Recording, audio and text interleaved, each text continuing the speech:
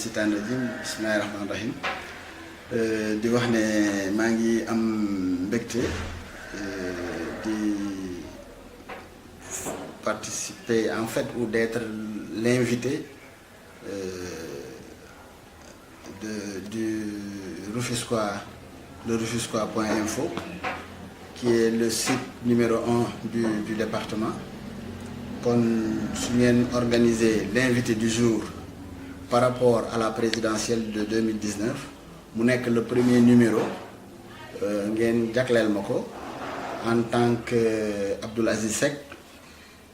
responsable politique dans le département de Rufisque, membre APR département de Rufisque, membre APR au niveau de la commune de Bambilor, président de la conseil municipal dans cette commune, président de la commission coopération internationale et président du mouvement patriotique sénégalais pour l'émergence MPSE, et donc est présentement chargé d'études au niveau de la cellule d'études et de planification du ministère de la pêche et de l'économie maritime. Maa ngi am mbégte di ñëw tey ci seen invitation bi di le premier numéro de l'invité du jour par rapport à la présidentielle de 2019 qui aura lieu le 24 février 2019.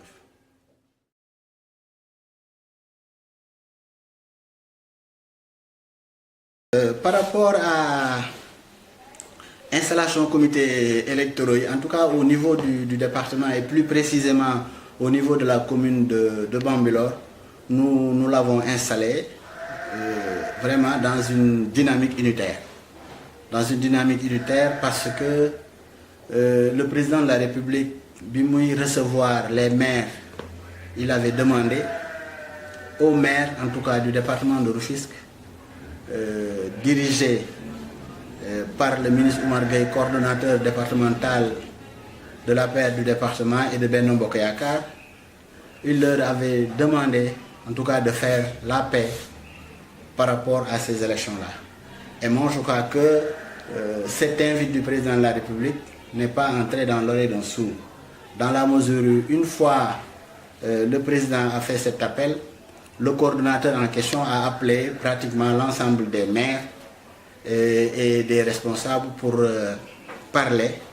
de cet appel du chef de l'État. Et finalement, ils ont trouvé une paix en quelque sorte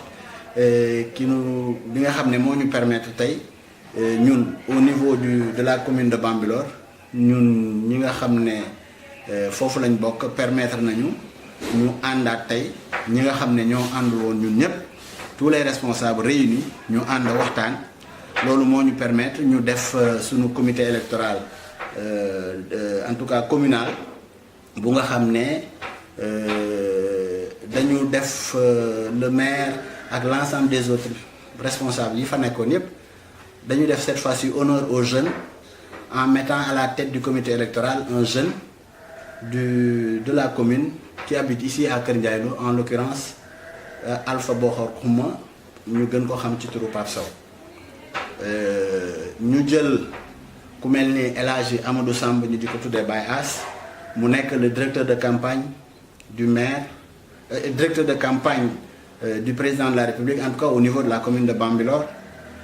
Ku mel ni Modou Sall Diop à Bambilor nga xam ne moom moo yore la commission politique. Vraiment ñun ñëpp ñu nekk ci commission, il y a la commission communication aussi dirigée par Makhtar Diop, donc et beaucoup d'autres responsables ñu àndandoo ci commission yëpp. Donc ñu àndandoo di ci liggéey vraiment ba dem en assemblée ñëpp toog ñu waxtaan ci ba juboo, vraiment muy le comité électoral boo xam ne ñëpp dañ ci ànd à l'unanimité, vraiment entériné ko, amul xuloo amul xeex, vraiment ñëpp kontaan ñëpp bëgg, ñu wax fa wax ju rafet avec un discours très fort du maire de la commune de Bambilor, coordonnateur de la paix dans la commune de Bambilor, qui a fait aussi un discours très fort pour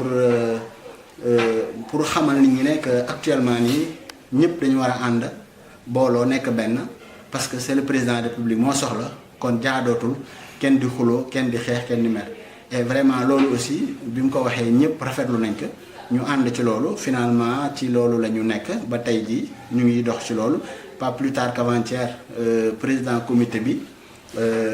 woote na Bambilor ñu def réunion pour préparer calendrier bi nga xam ne moom la ñu war a def au niveau de la commune pour suñu campagne donc loolu ñu ngi ci liggéey nañ ci pratiquement et puis joxe nañ aussi des instructions que nit ñi aussi def seeni comités électoraux ci seen dëkk yi nga xam ne fa lañ dëkk kenn ku ne pour mën a en tout cas def campagne boo xam ne bi ñëpp dinañ ci daal gis seen bopp en tout cas pour la commune de Bambilor loolu moo fa am donc yeneen communes yi aussi am na ñu xam ne ñi defagum nañ seen commune fu mel ni Jaxaay je crois def nañ seen comité électoral pour l'instant xëj na am na yeneen yu ñu ci war a régler waat ñoom à leur niveau donc yeneen communes yi fii xam nga aussi c'est le même scénario à Sangalkam xam nga def nañ seen kii c'est l'adjoint au maire Mamadou Diop moo piloté seen commune seen comité électoral donc vraiment pour l'instant au niveau de Tivaouane Peulh Niague xam nga Jaxaay ak Ngor Sarba Bambilor ak Ndiagne Diop et à Sangalkam avec Oumar Gueye comité dirigé par Mamadou Diop son premier adjoint donc yaakaar naa ne pour l'instant en tout cas fii nii au niveau des 4C je peux parler globalement que ñu ngi dem vers une dynamique unitaire boo xam ne dinañu permettre ñu mën a dem ci élection yi ñu mën ci dem ci ànd ci booloo ci nekk benn uniquement pour la réélection du président Macky Sall au soir du 24 février 2019 loolu daal mën naa xam ne lu ma mën a wax la en tout cas au niveau de la commune bi nga xam ne fi laa bokk muy commune de Bambilor et ak l'ensemble des 4C mën nañ ci wax parce que bon ku wax zone Sangalkam wax toujours les 4C parce que c'est une longue histoire xam nga donc dañu yàgg cheminer du temps de la communauté rurale ba mu nekkee benn communauté rurale dirigée à l'époque par Oumar Gueye ba mu am ce découpage administratif qui a fait que nous sommes aujourd'hui avec 4 collectivités locales ba léegi nii y a toujours cette dynamique là bu nga xam ne même bu amee ay problèmes des fois mais les gens toujours parviennent à s'unir quand l'essentiel se pose te loolu mooy li am tey nii ak la réélection du président de la République ñëpp joxante nañ loxo pour en tout cas mën a ànd ci loo xam ne lii dinañu gagnaloo au soir du 24 février.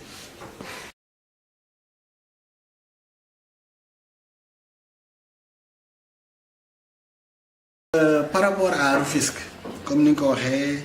am na ay peut-être jafe-jafe au niveau de la commune du Nord mais damay wax ne pour jafe-jafe amul fenn fu mu amul moi j'ai relaté le cas de Bambilor donc fii nii amoon nañ ay jafe-jafe entre responsables mais tout ça c'est dépassé les gens l'ont réglé donc à Rufisque aussi c'est le même scénario mais il faut savoir aussi que Tëngéej dañu dem aussi dans une dynamique qu'il faut comprendre parce que dañu war a comprendre ne le président de la République en question Macky Sall bi muy dem au deuxième tour ñi nga xam ne ñoo àndoon ak moom ba ñu créer la coalition Benno Bokk Yaakaar dynamique boobu mu demee bu ngeen xoolee une coalition qui dure 7 ans boobu ba léegi ñu ngi ànd ak moom c'est cette même coalition là Benno Bokk Yaakaar changé wu ñu tour changé wu ñu appellation c'est la coalition Benno Bokk Yaakaar moo war a démarrer pour la réélection du président Macky Sall ça veut dire que ne président de la République xam na importance su Benno mais téye na aussi cette coalition là loolu aussi dafa war a répercuter wu aussi dans les communes et je crois que ne loolu moo tax le ministre Oumar Gueye en tant que coordonnateur de l'APR mais c'est le coordonnateur aussi de Benno Bokk Yaakaar Benno Bokk Yaakaar aussi dañ ci bokk et moi je crois que ki nga xam ne moom la ñu wax au nord en l'occurrence Badara Mamaya Sène mais Badara ku ko xam aussi xam ne c'est un responsable politique avéré qui a un parti politique ci élection yi nu génn locales yi gis nañ ne pratiquement en tout cas il a gagné la commune de Rufisque Nord bi nga xam ne notre frère et ami comment dirais-je non pas Abdou Salam le maire Omar Mané moom moo fa nekk donc Badara nekk un grand responsable du département nekkoon l'ancien maire de Rufisque donc am benn potentiel ak benn vécu politique bu ko permettre mu war a mën a diriger en tout cas la coalition au niveau de Rufisque Nord. Mais cela aussi bu amee moi je crois que ne aussi ñi nga xam ne mooy comme tu dis Abdou Salam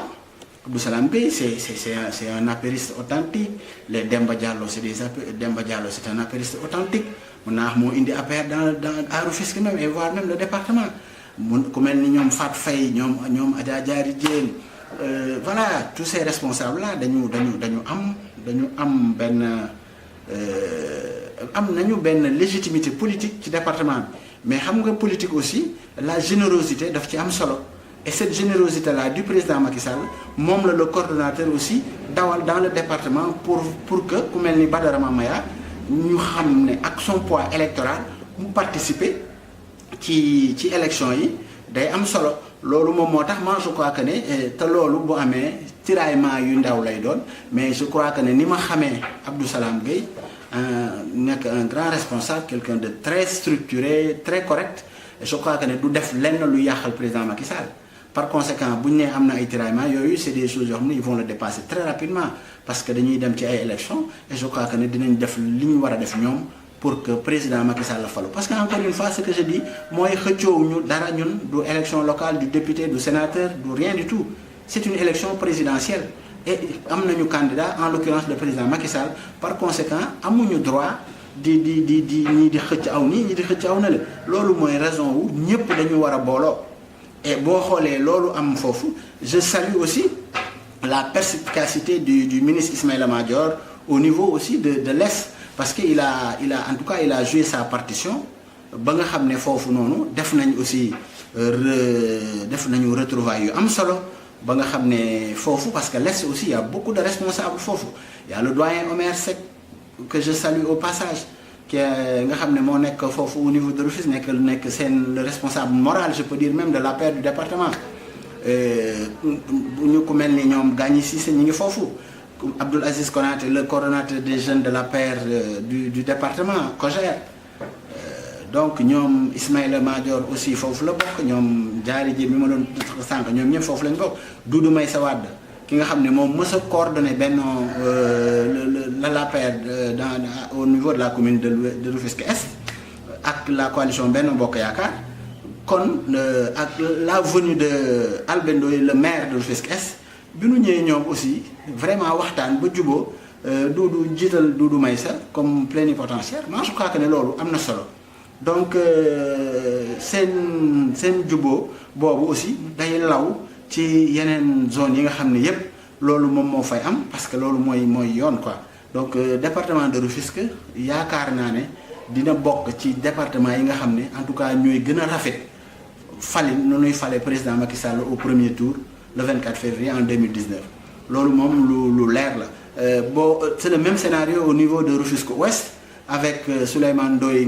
président du conseil départemental député à l'Assemblée nationale député CEDEAO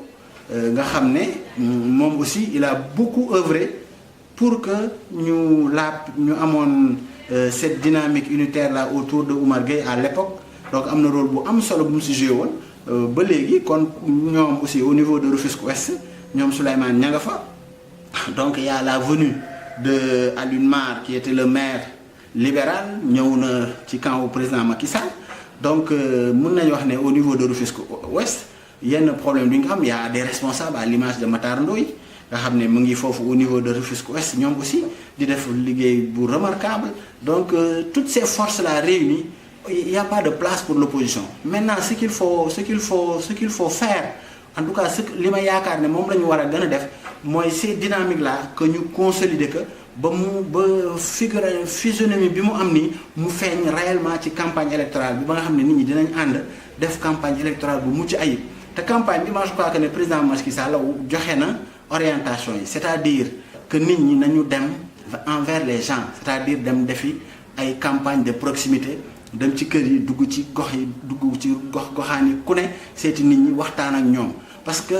actuellement nii dañu dépassé ay problème mu meeting bu suba ngoon il faut faire ça par contre du ñàkk dinañ def ay caravane du ñàkk dinañ def ay meeting dans certaines zones yoo xam ne yi mënul ñàkk woote fa nit ñi daje fa ñu waxante mais après les gens dañuy dem à la base ñuy def loolu boo gisee ñuy def bay organiser des comités électoraux au niveau des villages c'est parce que dañu bëgg impliquer nit ñi ñu dem au niveau de la base waxtaan ak nit ñi waxtaan ak mbooloo yi pour faire gagner le président donc loolu mooy sunu objectif mooy sunu dynamique donc je ne peux en tant que responsable APR départemental je ne peux être que mënuma bëgg lu dul bëgg ci loolu parce que gis naa ne en tout cas Rufisque est en train de donner en tout cas une leçon à l'ensemble des autres départements parce que sans la paix on ne peut pas construire quelque chose de durable donc kon li nga xam ne moom la ñuy def nii actuellement du ñu mën lu dul bëgg si saluer si di remercier en tout cas tous les responsables du département en l'occurrence le coordonnateur nga xam ne moo jiitee département bi di ko gërëm ci liggéey bi ak di gërëm aussi les autres responsables en l'occurrence le doyen Omer ak ñoom Ismaïla le ministre Ismaïla Madior ñoom Albé ñoom l'honorable député Souleymane Ndoye ñoom ñëpp ñoom Matar et loolu nga xam ne moo am ci en tout cas au niveau de Rufisque day law dans le département à Bargny ce sera le même scénario forcément avec Doudou avec Abou Abel Seck le maire ñoom Taha Samb foofu ñoom ñëpp ñoom Assane Mansour ñoom Ousmane Seck ñoom Pape Ndiamé donc ñooñu ñëpp suñu àndee def bloc du ñu am benn problème à Bargny ce sera le même scénario à Diamniadio xam nga avec le maire Moulay Gueye ak ñi mu àndal foofu ñëpp ñoom Astouba ñoom Pape Amandaw Seck donc bu ñu booloo rek ànd ñoom Adja Fama Sey bu ñu àndee def bloc au niveau de Bargny ñoom Sané tout ça donc du ñu am problème pour gagner ce sera le même scénario à Sébikotane avec le maire Ablaye Lo ñoom Aminata Lo nekk vice-président 4e vice-président du Haut Conseil des collectivités territoriales ñoom Oumy Ndiaye Badji tous les grands responsables yi nekk Sébi gis nañ ñoom Mbaye Ciss ancien maire ñoom ñëpp ñu ngi ñëw en teg seen loxo ci mbir mi yaakaar naa ne bu ñu joxantee loxo foofu aussi scénario yi am dans le département ce vent de réconciliation là bi soufflé maanaam day embraser tout le département d'autant plus qu'au niveau de Yène nous avons le professeur Gorgui Ciss qui est maire mais responsable du Parti socialiste qui œuvre activement dans Benno Bokk Yaakaar nga xam ne foofu j'ai oublié de citer ñoom Adja Oulay Diaw ancienne députée et actuellement Adama Kanam de Yène député ñooñu ñëpp ñu ngi liggéey ci liggéey te ñoom waa Parti socialiste lañ mais dañu gëm parti bi gëm Macky Sall ànd ak seen leader Ousmane Tanor Dieng dans la coalition Benno Bokk Yaakaar di def liggéey bu am solo donc foofu aussi am nañ yaakaar ne bu ñu gënee ratisser rek dinañ am li nga xam ne moom la ñu yaakaar ci élection yi yàlla mën nañu ko def au niveau de Sendou aussi gis nañ ne aussi ak le maire Diaw ñoom Diaw Samba ñoom Maretou Diaw ak la famille Ndoye xam nga Cheikh Tidiane kii Ousmane Souleymane Ndoye donc voilà il faut que ñoom ñëpp bu ñu àndee ñoom àll booloo nekk benn yaakaar naa ne foofu aussi ils vont l'APR dina mën a gagner foofu largement avec la coalition Benno Bokk yaakaar naa ne daal département bi vent bi jóg nii bu ñu ko concrétiser matérialiser ko rek ku nekk bàyyi sa bopp def violence sur ta propre personne dinañ ci mën a génn pour que le président sorte victorieux au soir du 24 février 2019.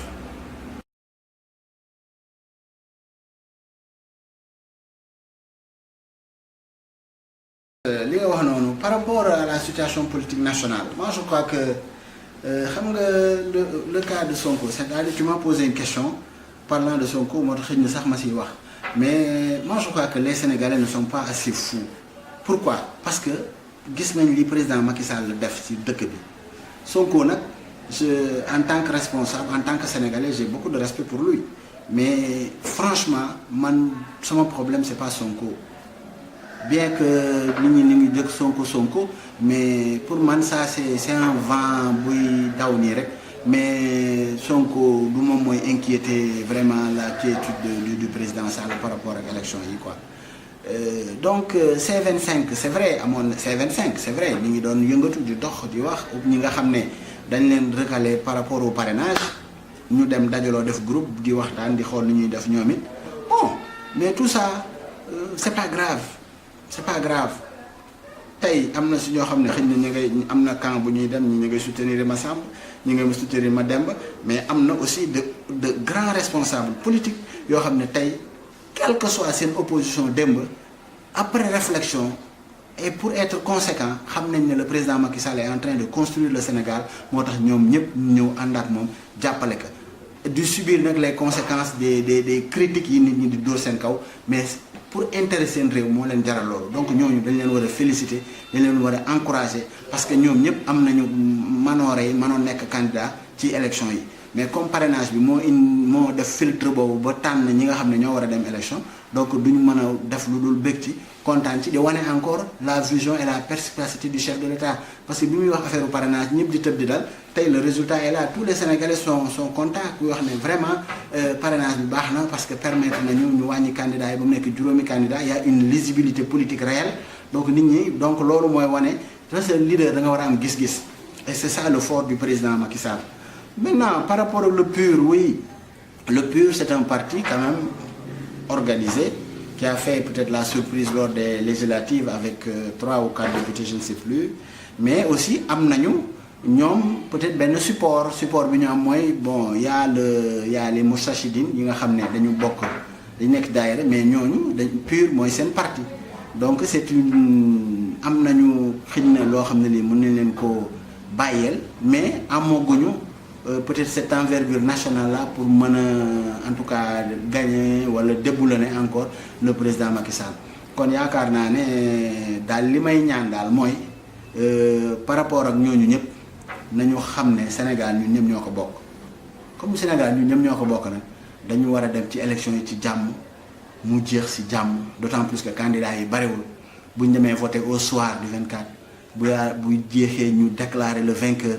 kenn ku ne féliciter le vainqueur les vaincus continuer ci liggéey bi ñu Sénégal avancé nit ñi leen di xëy liggéey yaakaar naa bu loolu amee kenn du am lu muy wax kenn du am lu muy coow mais quant à ce discours guerrier là de l'opposition du C25 dañu naan organiser genre guérilla au niveau des zones de si kii ni wax nañu bañ xam nga kenn du fa organiser des élections à l'image du PDS moi je crois que ne si loolu dépasse dañ ko war a dépasser dañ ko war a fàtte te ñoom ñu dem ci nit ñi waxat nit ñi loolu mooy objectif bi mais pas nekk fii di jéem a empêcher parce que nous sommes dans un état de droit un état de droit un état qui se respecte donc les institutions de la République fonctionnent correctement dans ce pays kon du ñu accepter vraiment kenn di ñëw di perturber la quiétude des Sénégalais di indi salfaañi ci dëkk bi raison pour laquelle le président de la République a pris toutes les dispositions sécuritaires pour que élection yi jaar ci yoon nit ñi mën a voter correctement dem ñibbi seen kër sans problème et sur ça moi je crois que ne nous avons un dispositif sécuritaire boo xam ne bi permettre nañu ñu sécuriser élection yi sécuriser le vote des citoyens ba nga xam ne dinañ def élection yi ci jàmm et que au soir buñ ne viiw le président Macky Sall du am benn contestation parce que kuy bëree ak ku la man bu la daanee coow kenn du wax dara et maa yaakaar naa ne mbër yi fi nekk di bëree yëpp président Macky Sall mooy c'est le roi des arènes donc il va tous les terrasser et passer au premier tour le 24 février au soir.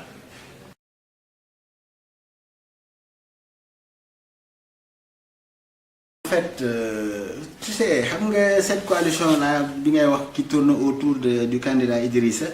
ak ñoom le soutien de Malick Gakou de Khalifa Sall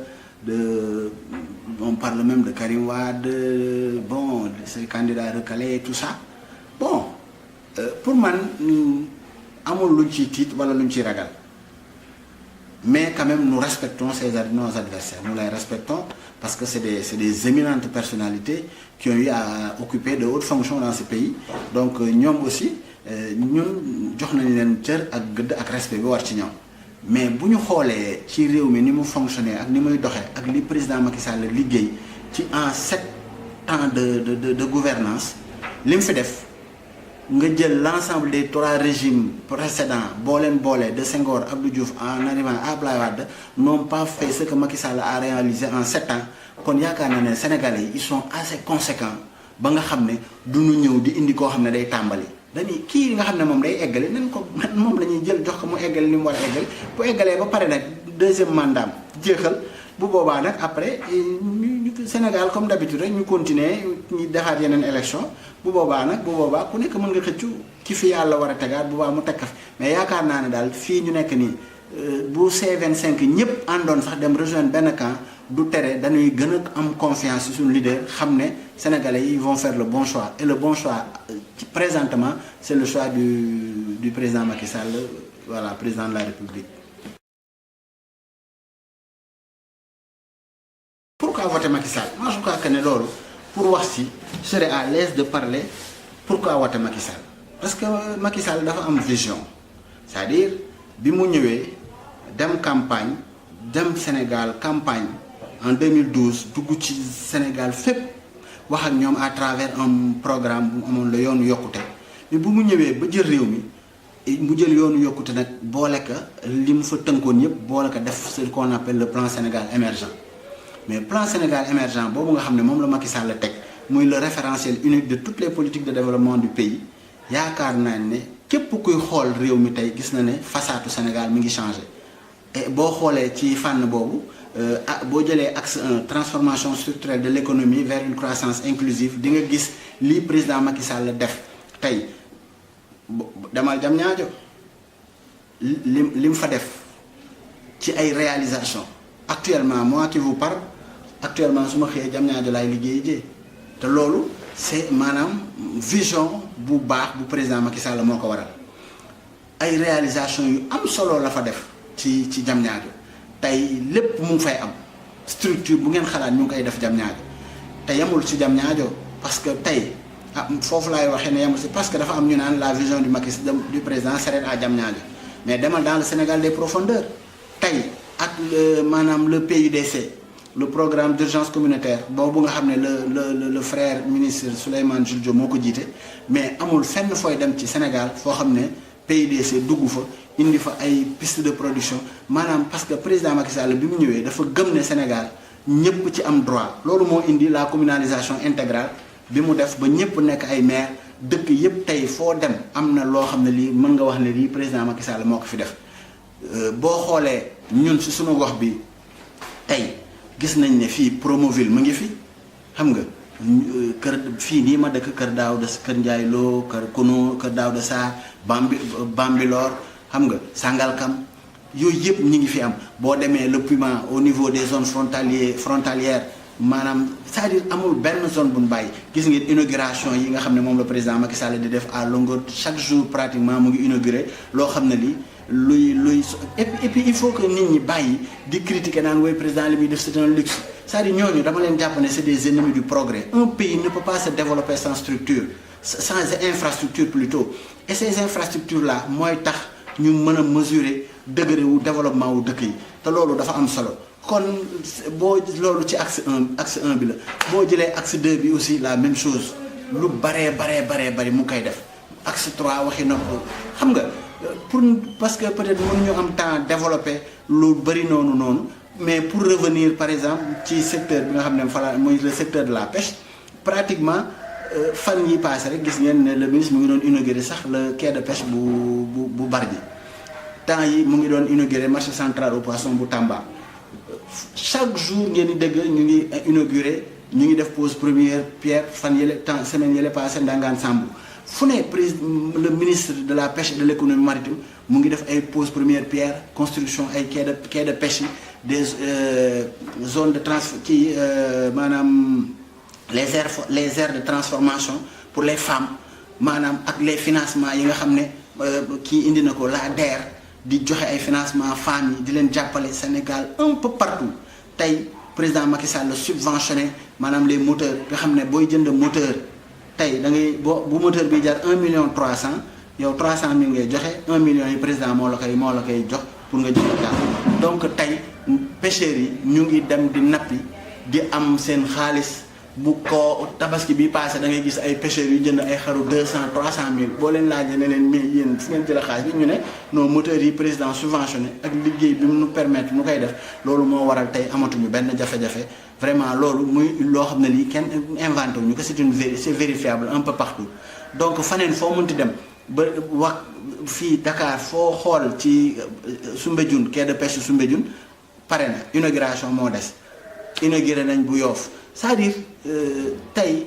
kenn mënul wax Sénégal ci liggéey te waxoo ne président Macky Sall mu ngi développer réew parce que li nga xam ne moom le ministre de la pêche et de l'économie maritime def à travers ces réalisations yi may wax ni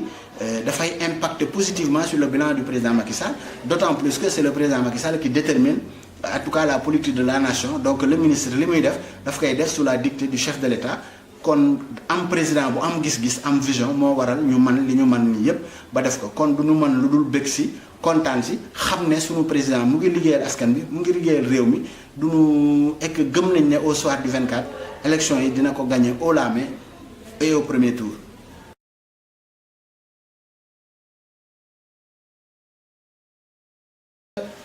Département de Tëngéej pourquoi ñu war a voter Macky Sall moom dafa yomb quoi franchement parce que tey président Macky Sall nommé na fi Oumar Gueye ministre de la pêche et de l'économie maritime, nommé na Ismaïla Madior Fall ministre de la justice garde des sceaux, nommé na monsieur Samba Sy ministre en charge en relation avec les institutions, nommé na Aminata Lo au conseil des collectivités territoriales comme 4e vice-président. Demba Diallo il est au conseil des collectivités territoriales. Mamadou Thioune Diop nommé nañ que Abdou Salam Gueye au niveau du conseil économique, social et environnemental, secrétaire élu. Badara Mamaya Sène au conseil des collectivités territoriales. Pratiquement donc ay bu dee ay responsabilités am nañ ko en plus nommé jeunes yi président am na ñu bari ñoo xam ne ñi c'est des jeunes yoo xam ne da leen recruter def leen ay chargé de mission à la présidence de la République à l'image de ay Abdou Aziz Konaté ay Djibril Ciss ay El Hadj Gueye Babacar Diop bu Diamniadio, Racine de Sangalkam, Maguette Coulibaly au niveau de Rufisque Nord. Donc président ak ñeneen ñu nga xam ne waxuma leen ñoo xam ne ñi ñu ngi dans l'administration di am fonction yi am solo sans loolu nag nga xool li nga xam ne moom le président Macky Sall di réaliser dans le département. C'est-à-dire pour département voter président mënoon naa wax rek Diamniadio war naa tax ñu voter département voter président parce que tous les grands projets de l'État ci en tout cas premier mandat au président de la République lu si ëpp c'est à Diamniadio te Diamniadio c'est Rufisque, c'est le département de Rufisque. D'ailleurs dañuy wax Diamniadio mais pratiquement terre suuf si nga xam ne ñoo abrité pratiquement ces infrastructures là mu ngi bokk lu ci bëri ci sunu gox bii la bokkoon la commune de Bambilor ak une partie Sangalkam kon li président Macky Sall def ci département de Rufisque à travers le pôle urbain de Diamniadio yaakaar naa ne doyoon na suffisamment pour que département de Rufisque vote à 100% au le président Macky Sall. Kon loolu fii ba suba mënoon nañ fi toog di énumérer li mu def ci Diamniadio benn par benn ci dëkk yi benn par benn fu ne mu président fay dem di inaugurer barki Dembo Ndiaye gis nga terre bi xam nga te loolu dafay impacter positivement ci dem bi ak dëkk bi te nit ñi bala ñu nga xam mooy bu ñu nee terre bi dañuy foog ne benn train la mais c'est 15 rames ay yoo xam ne dañuy dem di dikk nit ñi donc mën nga ñëw garer sa oto jël train bi dem liggéey wàcc jël parce que actuellement adduna bi dafa dem vers la globalisation, la mondialisation. li ma doon wax ne ñi kaas naan infrastructure yi baaxul ma ne c'est des ennemis du progrès parce que boo demee en Europe tey mais ñoom du ñu raisonner en termes de kilomètres maanaam fii ba Tamba ñaata kilomètres la c'est-à-dire ñaata heure ngay def diggante Tamba ak Dakar loolu la ñuy wax c'est un problème de temps notion bi temps bi la. Alors loolu moo ñuy permettre ces infrastructures là train yi ñuy def tey par exemple tu prends l'exemple de Ila Touba mooy l'exemple bu leer Ila Touba bu njëkk ba boo daan dem Touba Badou bu ngaan daan dem Touba mais da ngay ñaata yoon ngay di nga def plus de 3 heures wala 4 heures de temps pour egg Touba. Aujourd'hui da ngay jël da ngay nekk fii Diamniadio jàpp sol sa yére départ dem julli ji jumaa Touba 1 heure 10 minutes nga egg Touba 1 heure 10 minutes nga egg Touba julli 2 heures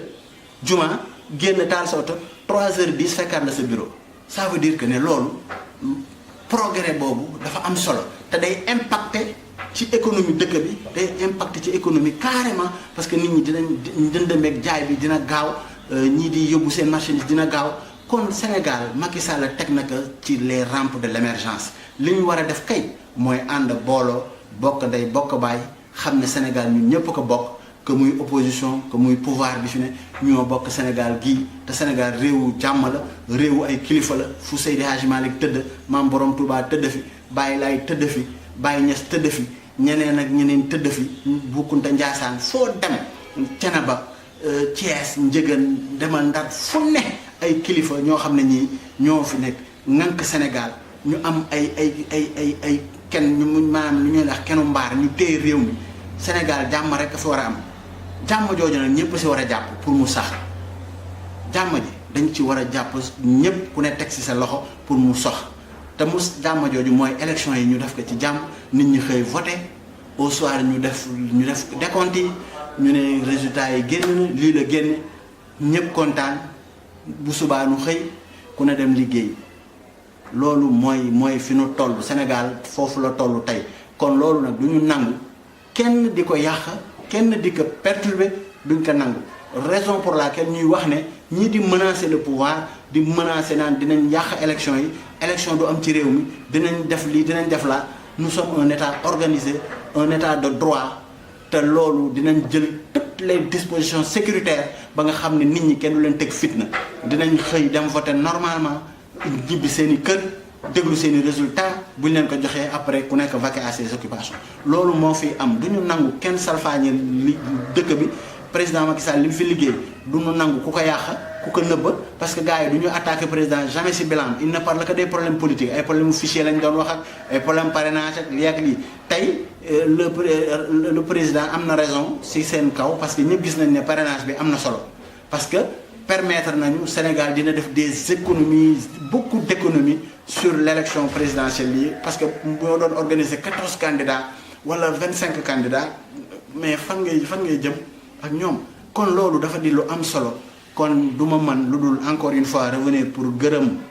vraiment le Rufisquois.info bi nga xam ne sunu frère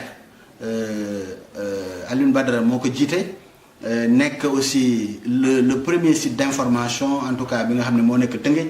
muy sunu fierté à travers les bonnes œuvres yi nga xam ne mu ngi koy def ak les grandes manifestations yi muy organiser à l'image du le Rufisquois de l'année nga xam ne c'est l'événement le plus populaire et le plus important en tout cas au niveau du département de Rufisque mu di ko organiser mu nekk une fierté rufisquoise kon du ñu mën lu dul kontaan muy organiser ay prix ràññee pas plus tard que semaine dans une semaine ou 2 semaines la ko organiser à Dakar vraiment mu am benn impact bu am solo avec la présence de hautes personnalités de l'État en l'occurrence le médiateur de la République ak yeneen i autorités yu nga xam ne ñëwoon nañ teew foofu donc loolu day wane toujours rek xarañte ak li nga xam ne moom la département bi ses fils yi fi nekk di exceller donc du ñu mën lu dul kontaan bég ci seen invitation surtout que ngeen am seen première émission par rapport aux élections présidentielles ngeen jagleel ko ma modeste personne donc du ma mën lu dul gërëm leen sant leen di leen ñaanal di wax ne aussi yàlla na si yeneen responsable topp ba nga xam ne au soir du 24 février dinañ wax ne wiiw le président Macky Sall maa ngi gërëm ñëpp di sant ñëpp di gërëm di sant waa Kër Daouda Sarr fii nga xam ne fi laa defee émission bi fi laa dëkk di leen gërëm di leen sant si seen taxawaay si seen bëgg président Macky Sall si seen jàppale président Macky Sall ak seen i doom yi nga xam ne ñoo nekk fii en l'occurrence suñu maire le maire de la commune de Bambilor ak actes yi muy posé dans cette zone là ak le maire le maire ministre de la pêche et de l'économie maritime Oumar Gueye ak l'ensemble des responsables yi nga xam ne ñoo dëkk fii à l'image ku mel ni Kër Ndiaye Lo Kër Daouda Sarr kunun yi nga xam ne El Hadji Baye Assamb mu ngi fi nekk kilifa di sonn pour le président Macky Sall ak liggéeyam ñoom Aïssatou Gueye Pël Alpha Bokar Xuma mi nga xam ne moo jiite même sunu comité électoral donc au niveau de Kounoune ñoom ñu nga fay Adja Racky Ndiaye ñoom Cheikh Wade Alioune Mbaye xam nga ñoom Amacoumba les jeunes donc fii Kër Daouda yaa ñoom Matar Diop Cheikh Diop xam nga Ndak Thiaw vraiment ak jeunes yi fi nekk yëpp femmes yi ñëpp ñi nga xam ne dañu taxaw ñoom Adja Ndeye Marème Dem la Lyon nga xam ne dafa sonn ci affaire yi di si jàpp guddi ak bëccëg suba ngoon du man lu dul gërëm leen sant leen di leen lancer un appel solennel à l'ensemble des fils de ce village là de faire bloc autour du président Macky Sall pour le triomphe du président Sall pour que au soir du 24 février ñu ne vu président Macky Sall pour que réalisation yi mu fi commencé mu mën ko àggale ci sago maa ngi leen di gërëm di leen sant pour terminer comme je disais ay remerciements la rek quoi mooy yi ma doon wax léegi rek di remercier ñi nga xam ne ñoom laa àndaloon ci le mouvement patriotique sénégalais pour l'émergence MPSE di si ku mel ni Badara Diop Fatou Kiné Diop xam nga Daba Diop sa fille nga xam ne dañ jàppoon ci mouvement bi ku mel ni Njàppali Faye le professeur Ibrahima Ndoye vraiment taxawaay bi ñu amoon ci taxawaay bu rëy au niveau ku mel ni Aminata Dem ñu di ko wax Toose ak ñoom abi jàpp bi ñu jàppoon ci kii bi ñoom jooja bu Sébikotane xam nga ñooñu ñëpp dañu jàppoon ci mouvement bi instant bi ñu koy installé donc ñooñu ñëpp fii maa ngi leen di gërëm Kër Daouda Sarr ñoom Bonne Mbaye ñoom femme yëpp daal ku lim juum mais ñoom ñëpp dañu taxawoon taxawaay bu am solo jàpp ci affaire yi donc maa ngi leen di gërëm di leen sant di leen ñaax ne nañu gën a jàpp nañ gën a taxaw te xam ne am nañ président bu mat président muy le président Macky Sall di gërëm ñoom Mamadou Dem di ko wax Modou Bawol ñoom ñëpp jeunes yooyu les xale yi ñu àndoon ñoom MG ñoom ñëpp fàttewuma kenn ñoom Ndiaga xam nga ñoom Abdou Touré xam nga ñooñ xale yooyu ñoom ñëpp ak seen moroom yi ñoom Babacar tout le monde sans oublier kenn ñoom Baye Mago ñoom ñëpp maa ngi leen di gërëm di leen sant parce que ñoom ñëpp dañ taxawoon jàpp ci affaire yi donc ñu ngi leen di gërëm di leen sant di wax ne daal waa Kounoune si waa Kër Ndiaye Lo sans fàttewuñu kenn vraiment ñëpp ñu ngi leen di gërëm di leen sant ci seen taxawaay encore une fois merci.